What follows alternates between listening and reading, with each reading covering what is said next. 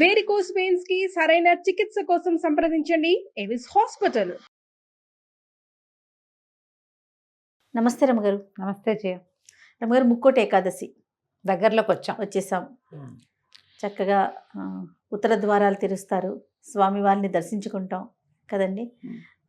తిరుమల తిరుపతి అయితే కిక్కిరిసిపోతుందంట రమ్మగారు. అవును, 10వ తారీఖు దగ్గర నుంచి 19వ తారీఖు వరకు అసలు హోటల్స్ దొరకకపోవటం చాలా ఇబ్బంది పడతాం. కానీ ఎలా అనిపిస్తుంది ఆ రోజు వెళ్ళాలి?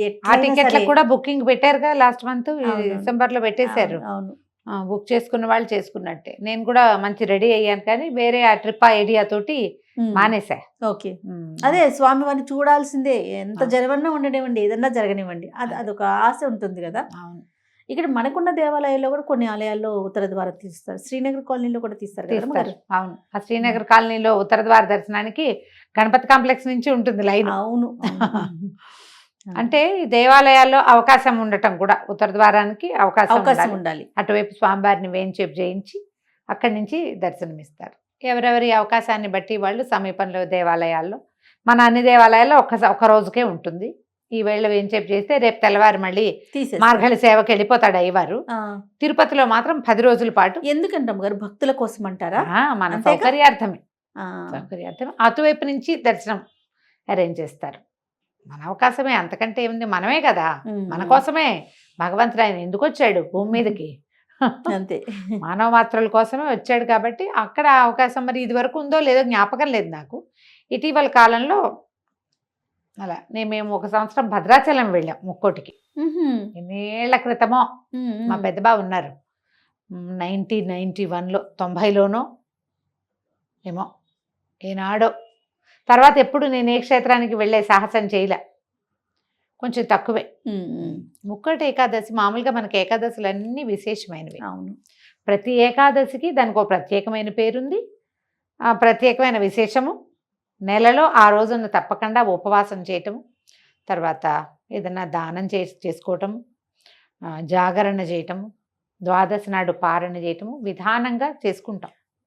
ఏకాదశి రోజు దానం కూడా ఉంటుందా రమ్మగారు? చేసుకోవచ్చు అమ్మా, మంచిది.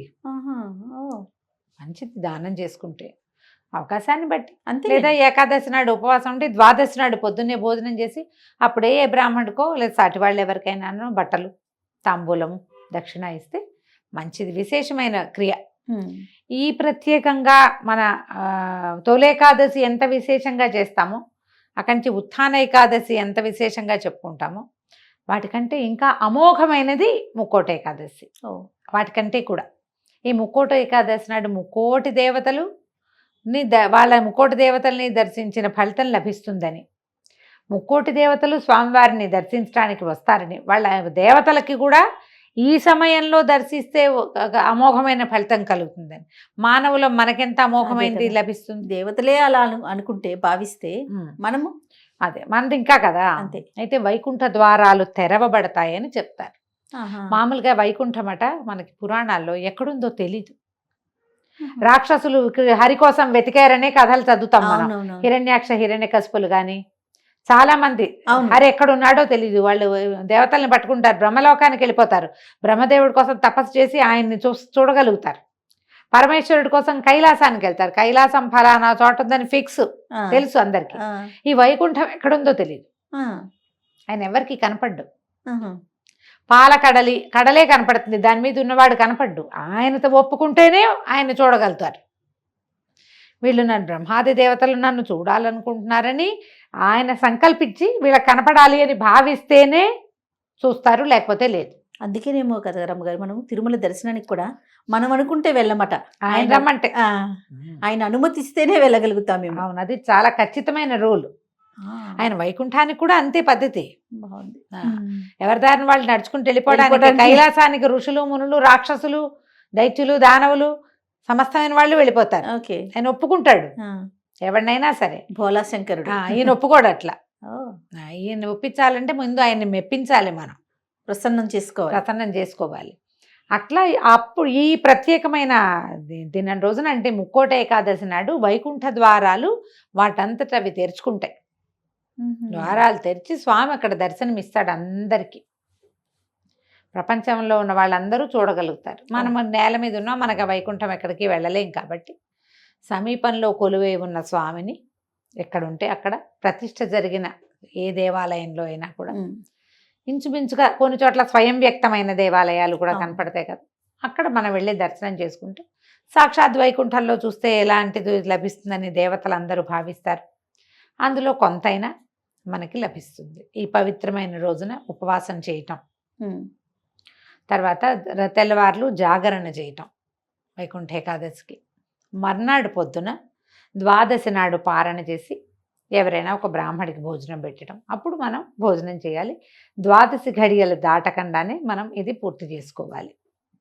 ఏటా చేసేది. ఇది వరకటికి మనకి ఇప్పుడు వచ్చిన తేడా ఏంటంటే, ఇది వరకు ఏదో ఒక గుడికి వెళ్ళి ఒక దర్శనం చేసుకుంటే చేసుకున్నట్టు, చేసుకోకపోతే ఇంట్లోనే ఒక దండం పెట్టుకున్నట్టు.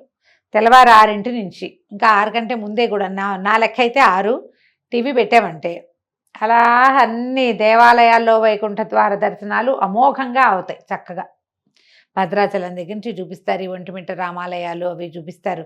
మన సమీపంలో చుట్టుపక్కల ఉన్న మంచి మంచి విష్ణువాలయాలు పెద్ద పెద్దవి అన్ని చోట్ల కూడా ఆ దర్శనం ఏర్పాటు చేస్తారు.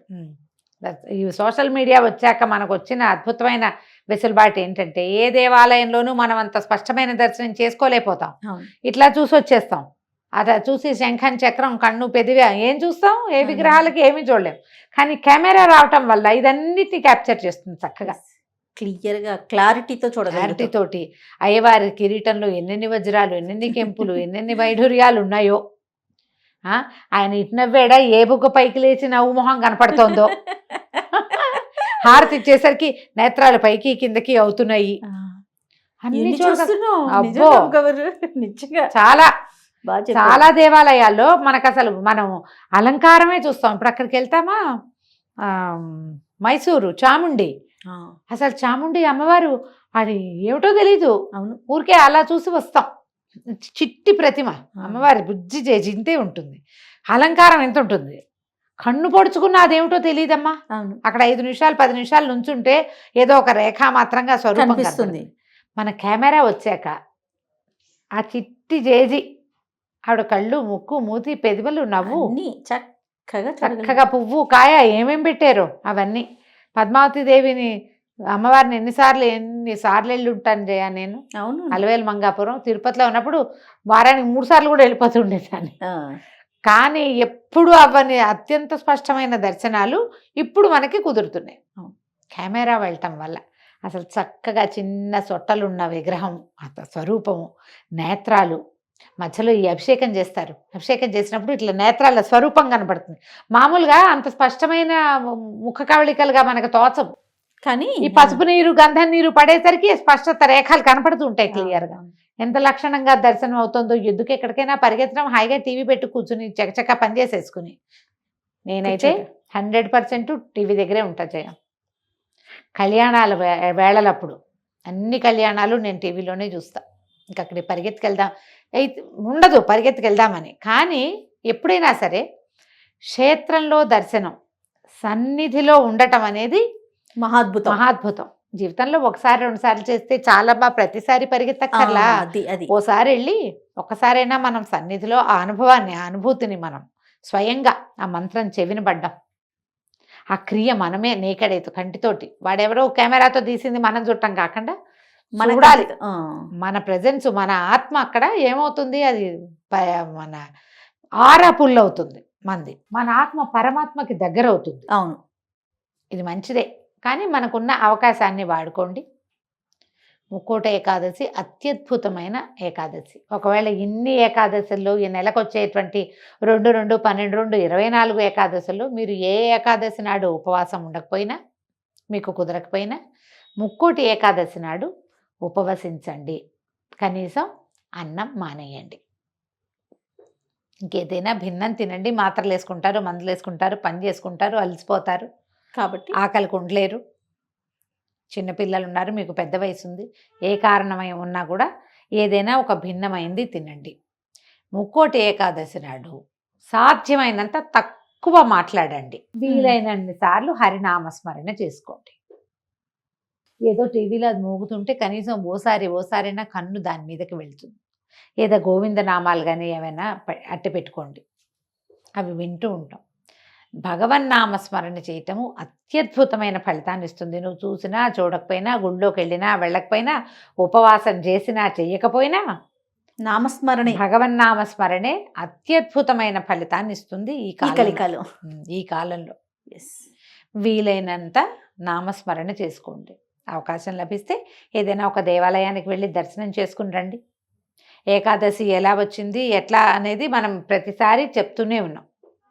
అవును, చెప్తూనే ఉన్నాం.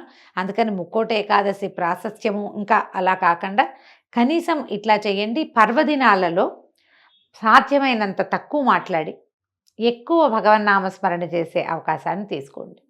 ఈ 10వ తారీఖు మొత్తం ఉపవాసం ఉంటే 11వ తారీఖు ఉదయం 12 గడియలు దాటకుండా భోజనం చేయండి. ఎవరైనా కుదిరితే కనుక ఎవరికైనా భోజనం పెట్టండి. ఒకవేళ అలా మన ఇంట్లో భోజనం పెట్టే అవకాశం కుదరకపోతే ఏ దేవాలయంలోనో అన్నదాన ఇవి జరిగిన చోట ఎక్కడో చోట అన్నదానం జరిగే చోట కొంత అమౌంట్ని అక్కడ పంపించండి. అన్ని చోట్ల అన్నదానం జరుగుతుంది. మీ పేరున జరిగినట్టే మన ప్రయత్నంతో జరుగుతుంది కాబట్టి అట్లా ఏదైనా చేసుకోవచ్చు.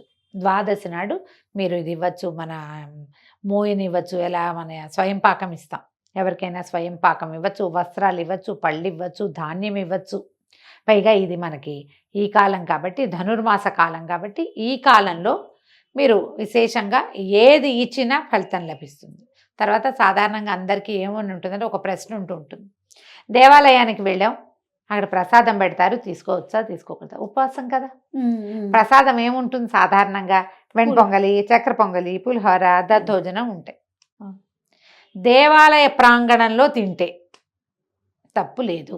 అది అన్న రూపంలో అన్నంతో చేసిన ఏ ప్రసాదమైనా కూడా తప్పులేదు. దేవాలయంలో అక్కడ మీరు వెళ్ళిన గుళ్ళో ఏది ప్రసాదం అని చేతిలో పెడతారో కళ్ళకద్దుకుని నోట్లో వేసుకోండి. సాన్నిధ్యంలో ఉన్నప్పుడు తప్పు లేదు. అది ప్రసాదమే, అది అన్నంగా భావించద్దు. స్వామివారి ప్రసాదం వారికి నివేదింపబడింది, సూక్ష్మాంశంలో స్వామి గ్రహించింది.